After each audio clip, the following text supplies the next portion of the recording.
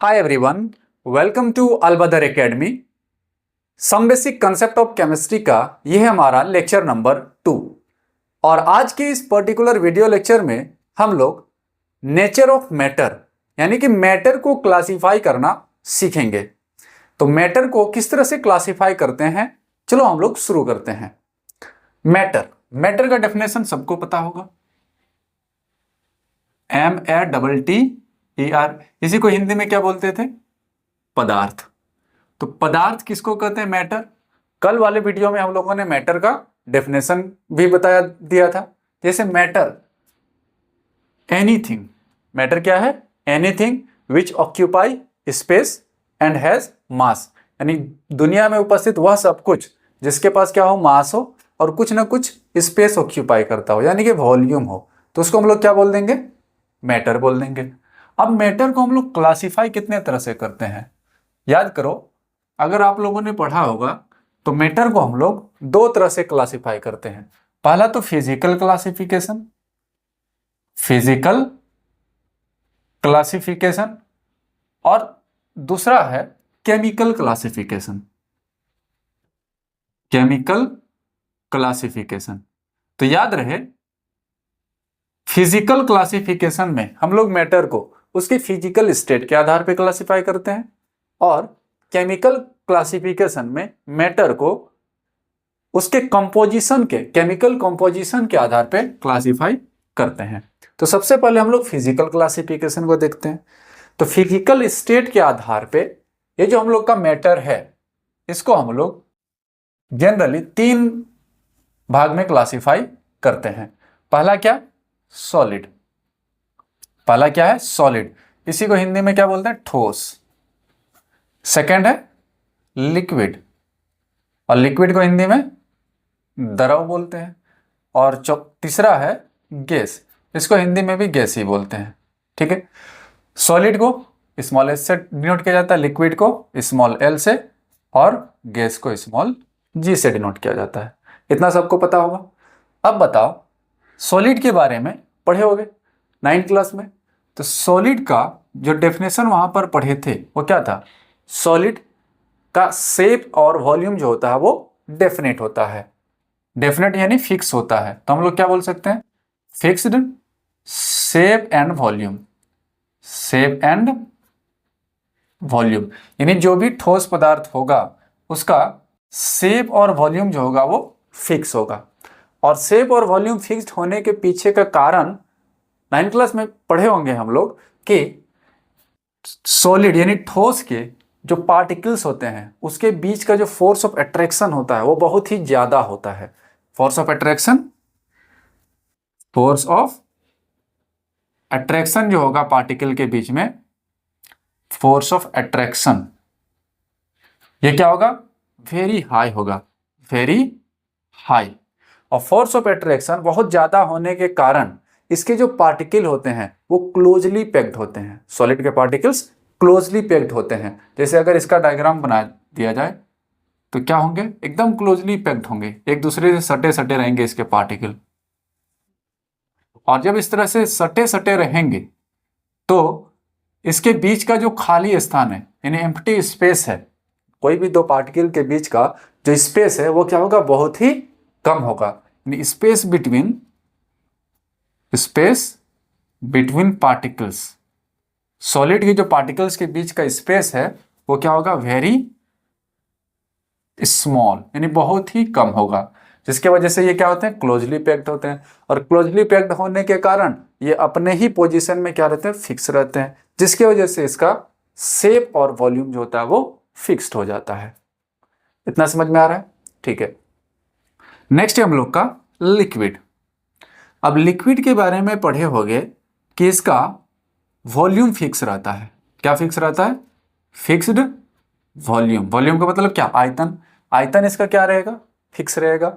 लेकिन शेप जो इसका होगा वो फिक्स नहीं रहेगा।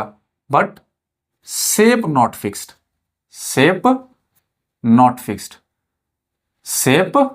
फिक्स्ड। तो याद रहे, लिक्विड यानी कि द्रव का जो वॉल्यूम होता है वो फिक्स होता है, लेकिन शेप फिक्स्ड नहीं होता है। लिक्विड को तुम किसी भी बर्तन में डाल दो, किसी भी कंटेनर में डाल दो, उसी कंटेनर का शेप को ले लेगा, और अगर फर्श पे डाल दो तो फर्श पे फैल जाएगा। तो यहाँ पर इसका शेप फिक्स नहीं है, लेकिन वॉल्यूम इसका फिक्स रहता है। सेम इसी तरह से इसके पीछे का कारण क्या है, तो याद रखना लिक्विड में जो पार्टिकल हैं उसके बीच का जो अट्रैक्टिव फोर्स है वो सॉलिड से थोड़ा कम होता है, जिसकी वजह से सॉलिड ये लिक्विड के जो कण होते हैं वो अपने इर्द गिर्द दूसरे कण के इर्द गिर्द घूम सकते हैं, जिसकी वजह से इसका शेप क्या होता है, फिक्स नहीं होता है। तो हम लोग यहां पर क्या बोल सकते हैं, force of attraction, force of attraction is less than, थोड़ा हो जाएगा क्या, सॉलिड, लेस देन सॉलिड, यानी लिक्विड के जो पार्टिकल हैं उसके बीच का जो अट्रैक्टिव फोर्स है वो क्या हो जाएगा, लेस देन सॉलिड होगा। ठीक है, और जब लेस देन सॉलिड होगा तो इसके जो पार्टिकल होते हैं सॉलिड से थोड़ा क्या रहेंगे, दूर दूर रहेंगे। तो अगर हम लोग फिगर बनाएं तो कैसा बना सकते हैं, थोड़ा सा क्या होंगे, इसके पार्टिकल्स दूर दूर होंगे इस तरह से, और जब थोड़ा सा दूर दूर होंगे तो इसके बीच का जो स्पेस है वो क्या होगा, ठोस से ज्यादा होगा। तो यहां पर हम लोग क्या लिख सकते हैं, space between particles, between particles is greater than solid, solid से थोड़ा क्या होंगे, ज्यादा होंगे। ठीक है, और यहां पर एक चीज याद रखना, सॉलिड अपना शेप और वॉल्यूम को बदलता नहीं है, इसीलिए इसको हम लोग क्या बोलते हैं, रिजिड बोलते हैं। क्या बोलते हैं, रिजिड। और वहीं अगर लिक्विड का बात किया जाए तो लिक्विड अपना शेप बदल सकता है, भले उसका वॉल्यूम ना बदले लेकिन उसका शेप क्या हो सकता है, बदल सकता है। और इसको अगर फर्श पे रखा जाए तो अपने आप फ्लो करने लगेगा, जिसके वजह से ये जो हमारा लिक्विड है इसको फ्लूइड भी बोलते हैं। क्या बोलते हैं, फ्लूइड। ठीक है, समझ में आ रहा है। अब यहां पर थोड़ा सा बताओ, सॉलिड जो है इसके पार्टिकल पहले से क्या है, क्लोजली पैक्ड है, यानी एक दूसरे से सटे सटे हैं। तो क्या इस पर फोर्स लगा करके हम लोग इसके पार्टिकल को और क्लोज ले जा सकते हैं, नहीं ले जा सकते। तो हम लोग कहिए जो सॉलिड होगा ये इनकम्प्रेसिबल होगा। क्या होगा, इनकम्प्रेसिबल, यानी इसको कंप्रेस नहीं किया जा सकता, सॉलिड को कंप्रेस नहीं किया जा सकता। वहीं अगर लिक्विड का बात किया जाए तो इसके पार्टिकल के बीच जो स्पेस होता है वो थोड़ा सॉलिड से ज़्यादा होता है, जिसकी वजह से इसमें एक्सटर्नल फोर्स लगा करके इसके पार्टिकल को थोड़ा क्लोज लाया जा सकता है, लेकिन ज़्यादा भी नहीं लाया जा सकता। इसीलिए ये कंप्रेसिबल तो होता है लेकिन ज़्यादा नहीं होता है। तो हम लोग क्या बोल सकते हैं, not much compressible, not much compressible, यानी कंप्रेसिबल तो होता है लेकिन ज़्यादा कंप्रेसिबल नहीं होता है। इतना समझ में आ रहा है। ठीक है, आगे बढ़ते हैं। नेक्स्ट हम लोग का है गैस। तो अब गैस का बात किया जाए तो गैस का ना तो वॉल्यूम फिक्स रहता है ना ही शेप फिक्स रहता है। तो यहां पर हम लोग क्या बोल सकते हैं, volume and shape not fixed, not fixed, ना ही वॉल्यूम फिक्स रहता है ना ही शेप फिक्स रहता है। और इसके पीछे का कारण क्या है, सिंपल सा है, गैस के जो पार्टिकल्स होते हैं उसके बीच का जो फोर्स ऑफ अट्रैक्शन होता है वो लगभग ना के बराबर होता है, बहुत ही कम होता है, जिसकी वजह से पार्टिकल्स फ्रीली मूव कर सकते हैं, जिसकी वजह से गैस के पार्टिकल्स फ्रीली और रैंडमली मूव कर सकते हैं, जिसकी वजह से इसका वॉल्यूम और शेप क्या होता है, फिक्स नहीं रहता है। और गैस को जिस भी कंटेनर में हम लोग फिल कर दें उसी कंटेनर का वॉल्यूम को भी ऑक्यूपाई कर लेगा और उसका शेप को भी ले लेगा। तो इसके बीच जो फोर्स ऑफ अट्रैक्शन होता है पार्टिकल्स का वो क्या होगा, नेग्लिजिबल होगा। फोर्स ऑफ अट्रैक्शन बिटवीन जो पार्टिकल्स होगा वो क्या हो जाएगा, नेग्लिजिबल हो जाएगा। नेग्लिजिबल का मतलब ना के बराबर। ठीक है, और जब फोर्स ऑफ अट्रैक्शन ना के बराबर होगा तो इसके पार्टिकल्स के बीच का जो स्पेस होगा वो क्या होगा, पार्टिकल्स बहुत दूर दूर होंगे। जब पार्टिकल्स बहुत दूर दूर होंगे तो स्पेस भी क्या होगा, बहुत ज्यादा होगा।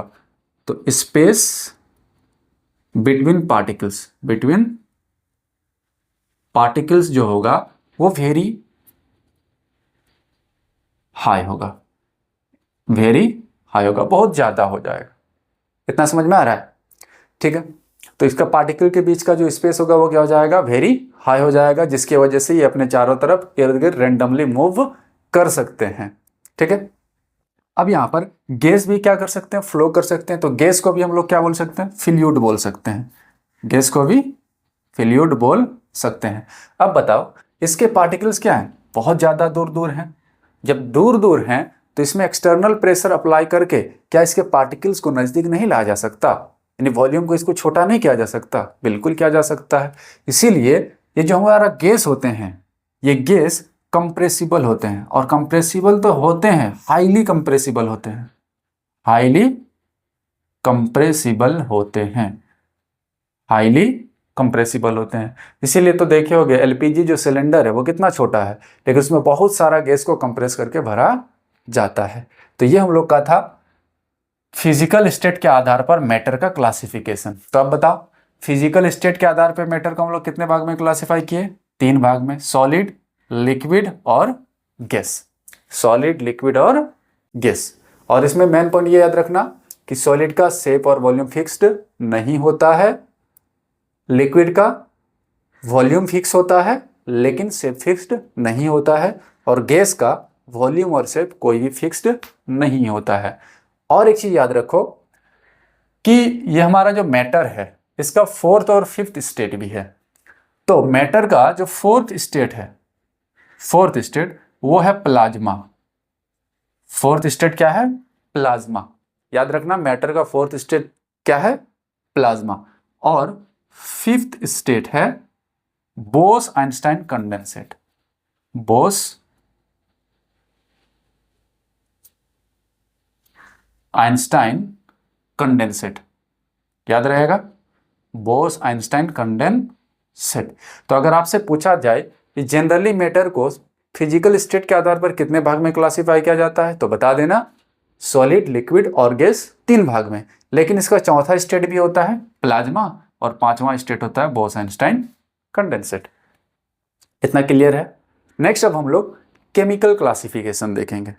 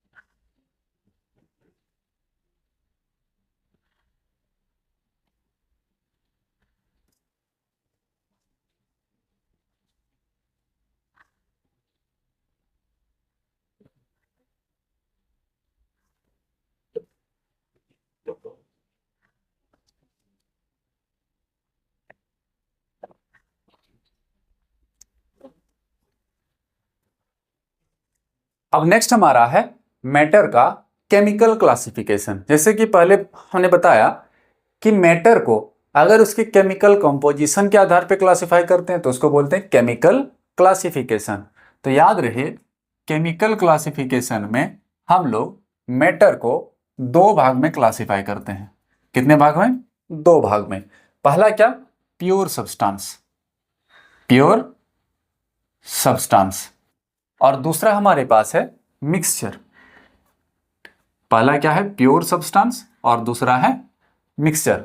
अब बताओ प्योर सब्सटेंस किसको बोलेंगे और मिक्सचर किसको बोलेंगे?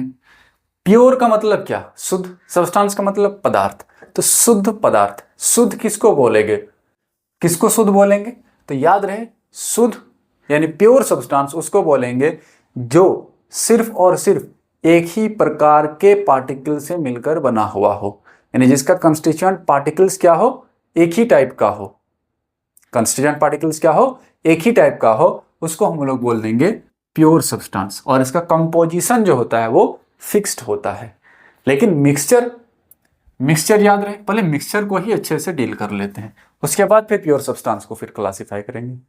तो ये जो मिक्सचर है, सिंपल से याद रखो, कोई भी दो या फिर दो से ज्यादा प्योर सब्सटेंस को आपस में किसी भी रेशियो में मिक्स कर दो, किसी भी रेशियो में मिक्स कर दो, हम लोग का मिक्सचर बनके तैयार हो जाएगा, हम लोग का मिक्सचर बनके तैयार हो जाएगा। जैसे तुम पानी कितना लो, उसमें थोड़ा सा नमक मिला दो, यानी वाटर लो, सॉल्ट मिला दो, ये तुम्हारा क्या हो गया, मिक्सचर हो गया। पानी लो, शुगर मिला दो, चीनी मिला दो, ये भी क्या है, मिश्रण, यानी मिक्सचर। ठीक है, तो इसी तरह से पानी में बालू मिला दो, ये भी मिश्रण, पानी में कीचड़ मिला दो, मड मिला दो, वो भी मिश्रण कहलाएगा। लेकिन यहां पर हम लोग देखते हैं मिक्सचर को भी हम लोग दो भाग में क्लासिफाई करते हैं, मिक्सचर को भी दो भाग में क्लासिफाई करते हैं। पहला है होमोजेनियस मिक्सचर, होमोजेनियस मिक्सचर, और दूसरा है हेट्रोजेनियस मिक्सचर, हेट्रोजेनियस मिक्सचर।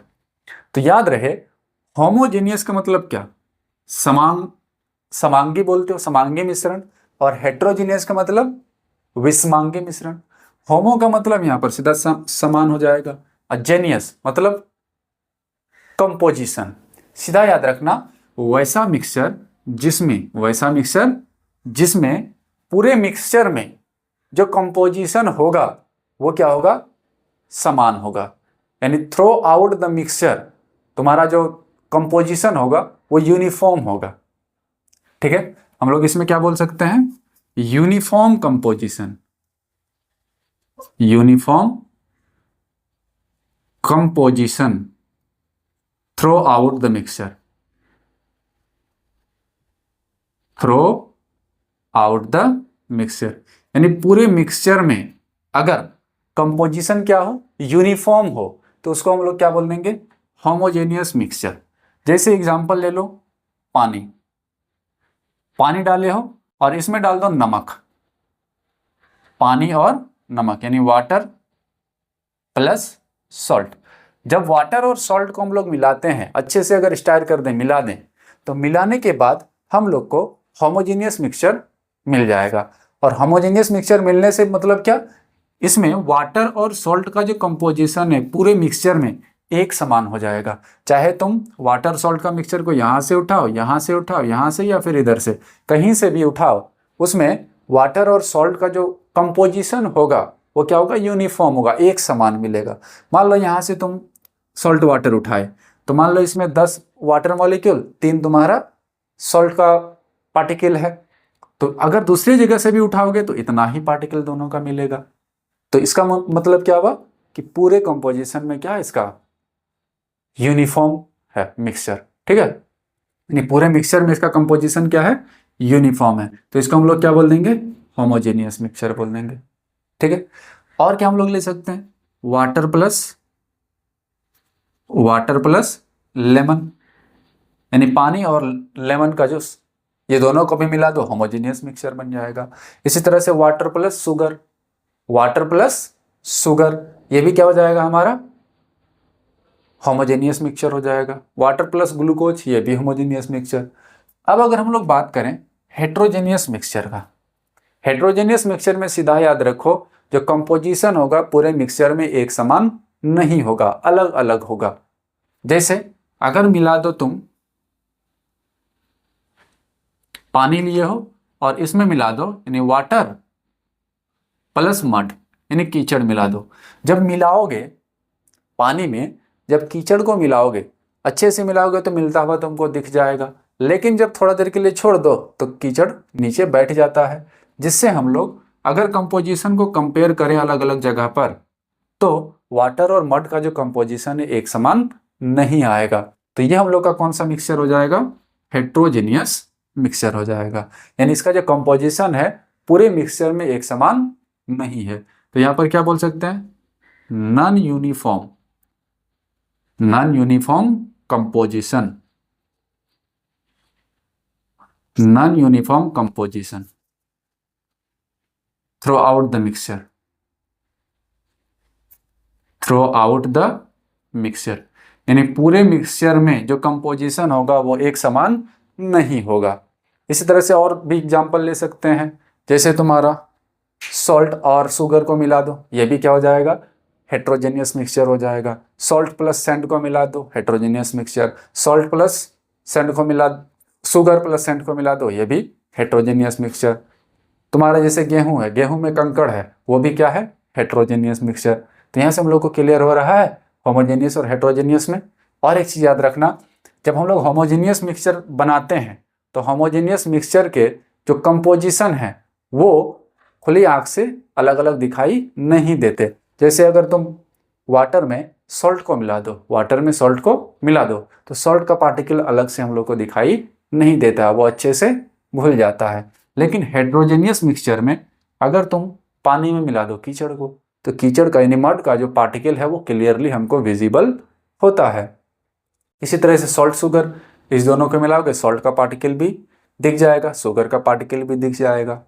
तो इसको हम लोग आसानी से हेट्रोजेनियस मिक्सचर को अलग कर सकते हैं, लेकिन तुम्हारा इसको होमोजेनियस मिक्सचर को आसानी से अलग नहीं कर सकते हैं। ठीक है, तो दोनों को अलग अलग करने का तरीका भी क्या है, अलग अलग है। तो ये हमारा क्या है, मिक्सचर के बारे में। तो याद रहे, मिक्सचर को हम लोग कितने भाग में क्लासिफाई करते हैं, दो भाग में, होमोजेनियस मिक्सचर और हेट्रोजेनियस मिक्सचर। क्लियर है। अब हम लोग चलते हैं प्योर सब्सटेंस की तरफ।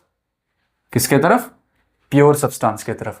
प्योर सब्सटेंस मतलब क्या बताए, कि वैसा सब्सटेंस जो एक ही प्रकार के पार्टिकल से मिलकर बना होगा, यानी जिसका कंस्टिट्यूएंट पार्टिकल जो होगा वो एक ही टाइप का होगा, यानी कंपोजिशन क्या होगा, डेफिनेट होगा, उसको हम लोग क्या बोल देंगे, प्योर सब्सटेंस। और ये जो प्योर सब्सटेंस है इसको भी हम लोग दो भाग में क्लासिफाई करते हैं। फर्स्ट है एलिमेंट, फर्स्ट क्या है, एलिमेंट, और दूसरा है कंपाउंड। तो दोनों को हम लोग एक एक करके समझने का प्रयास करते हैं। एलिमेंट किसको कहेंगे, तो सीधा याद रखना, एटम के बारे में पढ़े होगे, यानी सबसे छोटा जो पार्टिकल जिससे मैटर मिलकर बना होता है उसको हम लोग क्या बोलते हैं, एटम बोलते हैं। तो ये जो एलिमेंट है इसमें एक ही टाइप का एटम होगा, यानी वैसा प्योर सब्सटेंस, वैसा प्योर सब्सटेंस जो सिर्फ और सिर्फ एक ही टाइप के एटम से मिलकर बना हो, उसको हम लोग बोल देते हैं एलिमेंट। याद रहेगा, डेफिनेशन इस सबका लिखने की जरूरत नहीं है, समझते जाओ सिर्फ। तो एलिमेंट हम लोग किसको बोलेंगे, वैसा प्योर सब्सटेंस जो सिर्फ और सिर्फ एक ही टाइप के एटम से मिलकर बना हुआ हो, उसे क्या बोल देंगे, एलिमेंट बोल देंगे। जैसे कि तुम्हारा ले सकते हो H2, O2, Cl2, Br2, N2, helium, argon, तुम्हारा potassium, calcium, scandium, copper, zinc, aluminium, magnesium, फिर तुम्हारा आयरन। ये सारा क्या है, देख सकते हो इसमें से जितना भी एग्जाम्पल हम लिए हैं ये सब का सब एक ही टाइप के एटम से मिलकर बना हुआ है। जैसे हाइड्रोजन को देखो तो हाइड्रोजन के एटम से मिलकर बना है, ऑक्सीजन को देखो तो ऑक्सीजन के एटम से मिलकर बना है, क्लोरीन, ब्रोमीन, नाइट्रोजन, हीलियम, इस सब को देखो तो एक ही प्रकार के एटम से मिलकर बना हुआ है। तो इसको हम लोग क्या बोल देंगे, एलिमेंट बोल देंगे। समझ में आ रहा है। और यहाँ पर और एक चीज गौर करो, तो यहाँ पर जितना भी हम लोग एग्जाम्पल लिए हैं इसमें से कुछ कुछ एलिमेंट जो है वो कंबाइंड फॉर्म में है, एक एटम दूसरे एटम से जुड़ के है, मॉलिक्यूल बना के है। लेकिन बाकी कुछ को देखो तो ये तुम्हारा एक दूसरे से जुड़ के नहीं है, एक दूसरे से क्या है, मॉलिक्यूल बनाए हुए नहीं है। तो यहां से हम लोग एलिमेंट को भी दो टाइप में बता सकते हैं। जो फ्रीली रहेगा उसको बोल देंगे एटम, जैसे ये सारा जितना है इसको हम लोग क्या बोल देंगे, एटॉमिक फॉर्म, क्या बोलेंगे, एटॉमिक एलिमेंट। ठीक है। और जो कंबाइंड फॉर्म में है इसको हम लोग बोल देते हैं मॉलिक्यूल। क्या बोल देते हैं, मॉलिक्यूल्स। समझ में आ रहा है। ठीक है। तो जो कंबाइंड फॉर्म में रहेंगे जैसे H2, O2, Cl2, Br2, N2, ये सारे को हम लोग क्या बोल सकते हैं, मॉलिक्यूल्स ऑफ एलिमेंट। एलिमेंट का क्या बोलेंगे, मॉलिक्यूल बोलेंगे।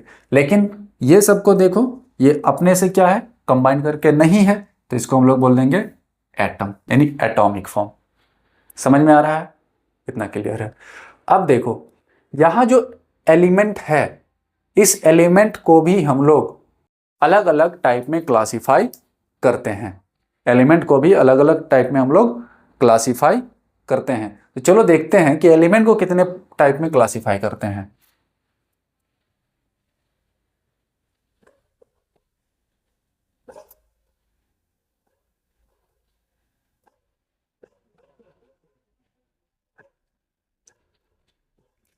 तो याद रहे जो हमारा एलिमेंट है, इस एलिमेंट को भी हम लोग 3 पार्ट में क्लासिफाई करते हैं। कितने भाग में क्लासिफाई करते हैं? 3 भाग में क्लासिफाई करते हैं। पहला देखिए होगे मेटल। पहला भाग क्या है? मेटल। दूसरा क्या है? Non metal, non metal. और तीसरा है मेटलॉइड्स। तीसरा क्या है? मेटलॉइड्स। ठीक है, पहले एलिमेंट के बारे में समझ लेते हैं, फिर कंपाउंड के बारे में समझेंगे। इधर थोड़ा जगह कम था इसीलिए उस साइड लिख रहे हैं। तो मेटल, मेटल का, नॉन मेटल का और मेटलॉइड्स का कुछ कुछ प्रॉपर्टीज पढ़े होंगे। मेटल्स में तुम्हारा एग्जांपल्स क्या आ जाएगा? जैसे हो गया copper, aluminium, gold, silver, zinc. ये सारा क्या हो गया? हमारा मेटल्स का एग्जांपल हो गया। और जब मेटल्स को गौर करोगे तो मेटल्स क्या होते हैं? गुड कंडक्टर होते हैं। क्या होते हैं? गुड कंडक्टर होते हैं। कंडक्टर का मतलब सुचालक, अच्छे सुचालक, यानी सुचालक होते हैं किसका? हीट और इलेक्ट्रिसिटी का। हीट और इलेक्ट्रिसिटी का, ताप और विद्युत धारा, ताप और विद्युत धारा का अच्छे सुचालक कौन होते हैं? मेटल्स होते हैं। ठीक है, और नॉन मेटल का अगर बात किया जाए तो नॉन मेटल बैड कंडक्टर्स होते हैं। क्या होते हैं? Bad conductor. लेकिन इसका एक एग्जाम्पल है, नॉन मेटल्स का एक एग्जाम्पल है हमारा ग्रेफाइट। एक्सेप्शंस में आता है, जो क्या होता है? गुड कंडक्टर होता है इलेक्ट्रिसिटी का। ये भी पढ़े हुए, जैसे पेंसिल में जो लगा रहता है ना ग्रेफाइट, वो क्या है? गुड कंडक्टर है इलेक्ट्रिसिटी का। ठीक है, तो बैड कंडक्टर। अच्छा, नॉन मेटल का एग्जाम्पल क्या हो सकता है? जैसे तुम्हारा ले लो H2, N2, O2, F2, Cl2, Br2। ये सारा क्या है? हमारा नॉन मेटल्स है। तो ये सारा जितना भी नॉन मेटल है सब क्या होता है? बैड कंडक्टर्स होता है। और याद रखना मेटल्स ज्यादातर सॉलिड स्टेट में पाए जाते हैं, लेकिन इसका एग्जांपल्स यानी एक्सेप्शन जो है वो क्या है? मर्क्यूरी। और जितने भी नॉन मेटल्स होते हैं वो ज्यादातर गैसियस फॉर्म में पाए जाते हैं, लेकिन ये जो ब्रोमीन है ये लिक्विड फॉर्म में पाया जाता है। रूम टेम्परेचर में ब्रोमीन लिक्विड फॉर्म में पाया जाता है। और कार्बन, कार्बन क्या है? वो सॉलिड फॉर्म में भी पाया जाता है, जैसे डायमंड हो गया, ग्रेफाइट हो गया, बकमिंस्टर फोलेरिन हो गया। ठीक है, अब हम लोग आगे बात करते हैं। तो मेटल के बारे में पढ़े होंगे कि मेटल को हथौड़े से पीट के पतले चादर में बदला जा सकता है। मेटल को हथौड़े से पीट के पतले चादर के फॉर्म में बदला जा सकता है, यानी कि मेटल क्या होता है? मेलिएबल होता है। क्या होता है? मेलिएबल होता है। और मेलिएबल को हिंदी में क्या बोलते हैं? आघात वर्धनीय। क्या बोलते हैं? आघात वर्धनीय। तो मेटल क्या होता है? मेलिएबल होता है। सेकंड, थर्ड, मेटल को हम लोग खींच करके पतले वायर में भी बदल सकते हैं, यानी कि मेटल क्या होता है? डक्टाइल होता है। मेटल क्या होता है? डक्टाइल होता है, यानी कि हिंदी में अगर बोला जाए तो मेटल तन्य होता है, यानी उसको खींचकर पतले तार में बदल सकते हैं। और याद रखो, पढ़े होंगे कि अगर 1 ग्राम गोल्ड ले लिया जाए तो 1 ग्राम गोल्ड से हम लोग लगभग 2 किलोमीटर से ज्यादा लंबा वायर खींच सकते हैं। तो सोच सकते हो कितना डक्टाइल हो सकता है मेटल। और एक चीज पढ़े होंगे कि मेटल का मेटालिक अपना लस्चर होता है, कुछ धात्विक चमक होता है। मेटल का क्या होता है? मेटालिक लस्चर होता है, धात्विक चमक। तो लस्चर का मतलब क्या हो जाएगा? चमक। तो मेटल में क्या होते हैं? चमक होते हैं। इसी तरह से अगर मेटल में हम लोग कुछ सॉलिड चीज से ठोकर माने तो उसमें रिंगिंग साउंड होता है। क्या होता है? Ringing sound. और इस प्रॉपर्टी को मेटल का बोलते हैं सोनोरस। क्या बोलते हैं, सोनोरस। तो याद रहे, मेटल का example copper, aluminium, gold, silver, zinc, इसी तरह से बहुत सारा मेटल्स है। और ये क्या होते हैं, गुड कंडक्टर होते हैं हीट और इलेक्ट्रिसिटी के। सेकंड क्या है, मेलिएबल होते हैं। क्या होते हैं, मेलिएबल। मेलिएबल का मतलब आघातवर्धनी, पेट कर पतले चादर में बदला जा सकता है।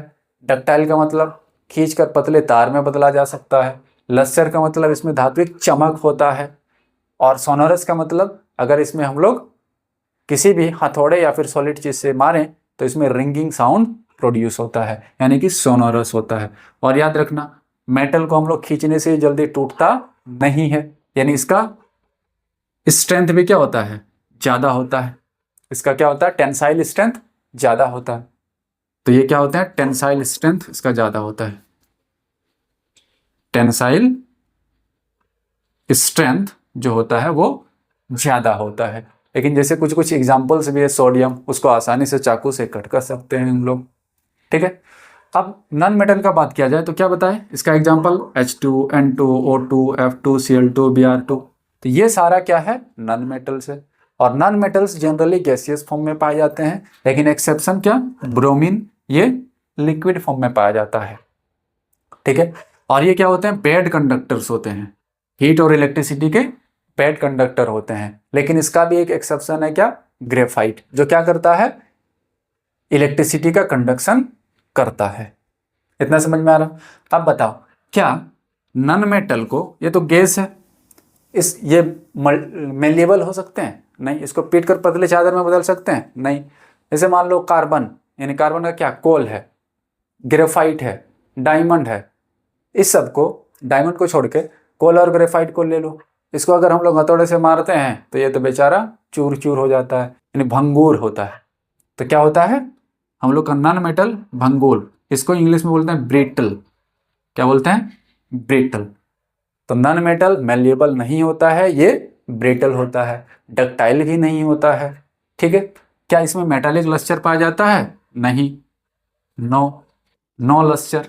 लेकिन इसका भी एग्जाम्पल, एक एक्सेप्शन है, उसमें क्या होता है, लस्टर होता है, यानी चमक होता है, लेकिन धात्विक चमक नहीं, लेकिन चमक होता है। इसी तरह से क्या, इसको अगर हम लोग ठोस चीज से मारते हैं, टकराते हैं, तो इसमें रिंगिंग साउंड उत्पन्न होता है, नहीं होता है। तो ये क्या हो जाएगा, नॉन लस्चरस, नॉन लस्टर। क्या टेंसाइल स्ट्रेंथ इसका ज्यादा होता है डायमंड को छोड़ के, नहीं होता है। तो इसका क्या हो जाएगा, less tensile strength, less tensile strength, less tensile strength. ठीक है, इसी तरह से नेक्स्ट हमारे पास है मेटेलॉइड्स। नेक्स्ट हमारे पास क्या है, मेटेलॉइड्स है। तो मेटेलॉइड्स में क्या क्या आते हैं, मेटेलॉइड्स में जैसे कि तुम्हारा सिलिकॉन ले लो, मेटेलॉइड्स में सिलिकॉन ले लो। इसी तरह से 6-7 मेटेलॉइड्स होते हैं। और मेटेलॉइड्स का जो प्रॉपर्टीज है वो मेटल और नॉन मेटल के बीच का होता है, यानी कंडक्टर तो होता है, लेकिन मेटल और मेटल से कम और नॉन मेटल से ज्यादा। इस तरह से इसका जो भी प्रॉपर्टीज है वो इन बिटवीन होता है मेटल और नॉन मेटल के, यानी प्रॉपर्टीज जो होता है मेटल और नॉन मेटल के बीच का होता है। Properties in between metals and non metals, non metals, यानी मेटल्स और नॉन मेटल के बीच का प्रॉपर्टी होता है किसका, मेटेलॉइड्स का। ठीक है, तो अब हम लोग आगे बढ़ते हैं कंपाउंड पे। कि हमारा एलिमेंट का क्लासिफिकेशन खत्म हो गया, मेटल, नॉन मेटल और मेटेलॉइड्स। अब नेक्स्ट है हमारा कंपाउंड। तो कंपाउंड किसको बोलेंगे, तो याद रहे, जब दो या फिर दो से ज्यादा टाइप का एलिमेंट का एटम, जब दो या दो से ज्यादा टाइप के एलिमेंट के एटम्स आपस में कंबाइन करते हैं, तब जाके हम लोग का कंपाउंड बनता है। और कंपाउंड में जो एटम्स का कंपोजिशन है वो क्या रहता है, फिक्स रहता है। जैसे सबसे फेमस एग्जांपल हम लोग लेते हैं, हाइड्रोजन प्लस ऑक्सीजन मिल के हम लोग का बनाता है H2O। तो 2 हाइड्रोजन एक ऑक्सीजन के साथ रिएक्ट करके हम लोग का 2 मॉलिक्यूल क्या बनाता है, वाटर बनाता है। ये हम लोग का क्या है, वाटर। ये हाइड्रोजन और ये है ऑक्सीजन। ये क्या है, ऑक्सीजन।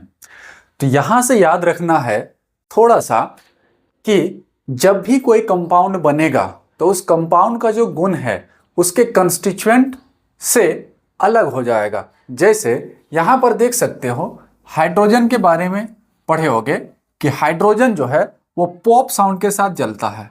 कौन सा साउंड के साथ, पॉप साउंड के साथ जलता है। और वहीं ऑक्सीजन क्या करता है, किसी भी चीज को जलने में मदद करता है।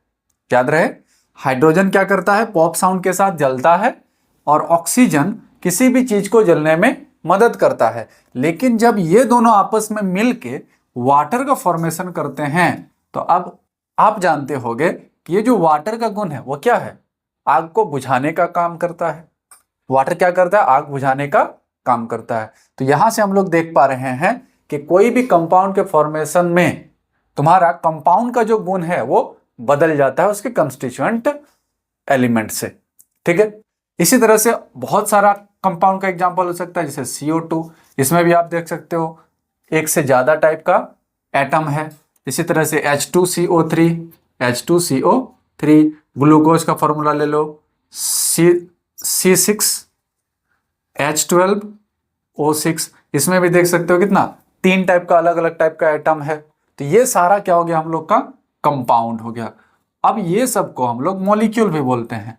ये सबको क्या बोलते हैं, मॉलिक्यूल्स बोलते हैं। लेकिन याद रहे इसको हम लोग मॉलिक्यूल्स किसका बोलेंगे, कंपाउंड का मॉलिक्यूल्स बोलेंगे। किसका, कंपाउंड्स का मॉलिक्यूल। उसी तरह से एलिमेंट का भी हम लोगों ने मॉलिक्यूल देखा था। ठीक है, तो एलिमेंट का जो मॉलिक्यूल होगा उसमें सिर्फ एक ही टाइप का एटम होगा और कंपाउंड का मॉलिक्यूल में एक से ज्यादा टाइप का एटम प्रेजेंट होगा। इसी तरह से अगर हम लोग देखा जाए तो ये जो कंपाउंड है ये 1 2 3 तो नहीं है, ये लाखों करोड़ों में कंपाउंड है। तो इसीलिए ये जितना भी कंपाउंड है इसको हम लोग 2 भाग में बांटते हैं। कितने भाग में बांटते हैं, 2 भाग में। पहला तो ऑर्गेनिक कंपाउंड, ऑर्गेनिक कंपाउंड, और दूसरा है हम लोग का इनऑर्गेनिक कंपाउंड, इनऑर्गेनिक कंपाउंड। अब बात रहा कि ऑर्गेनिक कंपाउंड हम लोग किसको बोलेंगे और इनऑर्गेनिक कंपाउंड किसको बोलेंगे। तो याद रखना, ऑर्गन यानी कि लिविंग थिंग, सजीव से जो भी कंपाउंड हम लोग को मिलेगा उसको हम लोग क्या बोल देते हैं, ऑर्गेनिक कंपाउंड। और लिविंग थिंग से हम लोग को मिलता ज्यादातर क्या है, कार्बन के कंपाउंड मिलते हैं। किसके compound, compounds of carbon, compounds of carbon. तो कार्बन के जो भी कंपाउंड रहेंगे उस सबको हम लोग क्या बोल देंगे, ऑर्गेनिक कंपाउंड। और आगे चल के हम लोग सीखेंगे कार्बन के कंपाउंड को क्या कहा जाता है, हाइड्रोकार्बन। फिर उसमें कुछ कुछ अलग टाइप का एटम जुड़ जाता है, उसको फिर बोल देते हैं हम लोग डेरिवेटिव ऑफ हाइड्रोकार्बन। ठीक है, जैसे कि तुम्हारा CH4 ले लो, मीथेन का नाम सुने हो, CH4, C2H6, ग्लूकोज का हो गया, शुगर का फॉर्मूला हो गया। ये सारा तुम्हारा क्या हो जाएगा, ऑर्गेनिक कंपाउंड हो जाएगा। वहीं अगर इनऑर्गेनिक कंपाउंड का बात किया जाए तो सीधा याद रखना कि वैसा कंपाउंड, सीधा याद रखना कि कार्बन के अलावा जो भी कंपाउंड होंगे उसको हम लोग क्या बोल देंगे, इनऑर्गेनिक कंपाउंड। और याद रखना इनऑर्गेनिक कंपाउंड जो होता है ये ज्यादातर हम लोग नॉन लिविंग सोर्स से प्राप्त करते हैं, जैसे मिनरल से प्राप्त करते हैं। जैसे तुम्हारा हो गया HCl, CO2, H2SO4, NaCl, ये सारा तुम्हारा क्या हो गया, इनऑर्गेनिक कंपाउंड हो गया। और ये सारा कंपाउंड क्या है, कार्बन के कंपाउंड से को छोड़कर है। तो ये हमारा रहा क्लासिफिकेशन ऑफ मैटर